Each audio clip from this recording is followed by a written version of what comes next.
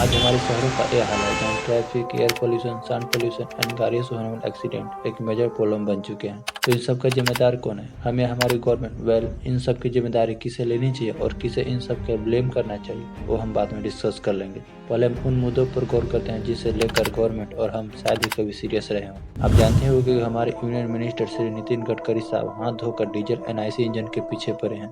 मैं आया हूँ अभी गाड़ी में, इलेक्ट्रिक गाड़ी है, हाइड्रोजन की गाड़ी है मेरे पास। Hydrogen is the futuristic fuel.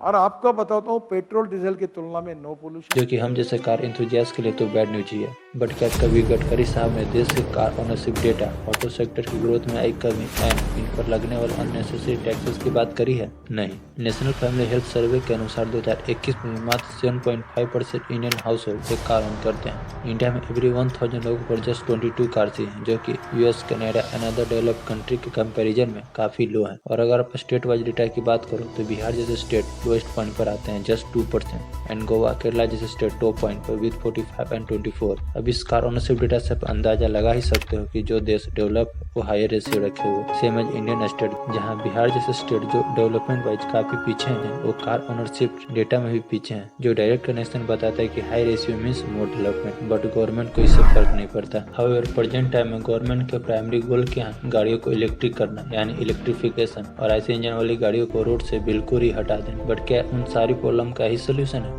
सारी तो छोड़ो, इलेक्ट्रिफिकेशन एयर पोल्यूशन का भी पूरी तरह से हल नहीं है, क्योंकि आज भी 50% से ज्यादा इलेक्ट्रिसिटी कोयले से बनाई जाती है। एंड ईवी कार्स की बैटरी जिन चीजों से बनाई जाती है उनके माइनिंग में भी पोल्यूशन होते हैं, लाइक लिथियम आयन। और ये प्रॉब्लम एक दो थोड़ी है जो सॉल्व हो जाए। Tyre pollution, noise pollution, and फिर इंडिया को कैसे सिखाओ कि सिटीज में बेकार के हॉर्न नहीं बजाते, अपनी गाड़ियों को प्राइवेट पार्किंग में रखने के बजाय स्ट्रीट पर भी पार्क कर देते हैं, even at night. As a result and फिर यही चोरी की गई कार किसी क्राइम में इन्वॉल्व होगी। हम गवर्नमेंट के इनिशिएटिव भी तो देखो, सरकार गाड़ियों पर किस तरह के बैन एंड रेगुलेशन लगाती है। ब्लैक थीम, सनसेट, इवन आप 1 करोड़ की कार में भी सनसेट यूज नहीं कर सकते। मानो जैसे crime like rape, kidnapping, murder का main and only one way car ही है। और कार की परफॉर्मेंस मॉडिफिकेशन तो आप भूल ही जाओ इंडिया के अंदर। एंड कई लोग कहते हैं कि हम इंडियंस को समझना चाहिए कि गाड़ियां कोई बड़ी चीज नहीं होती जो इतना लगाओ और क्यूरियस होते हो। बट गवर्नमेंट को कौन समझाए जो आज भी गाड़ियों को एक लग्जरी आइटम मान के बैठी। As a result 28% just GST.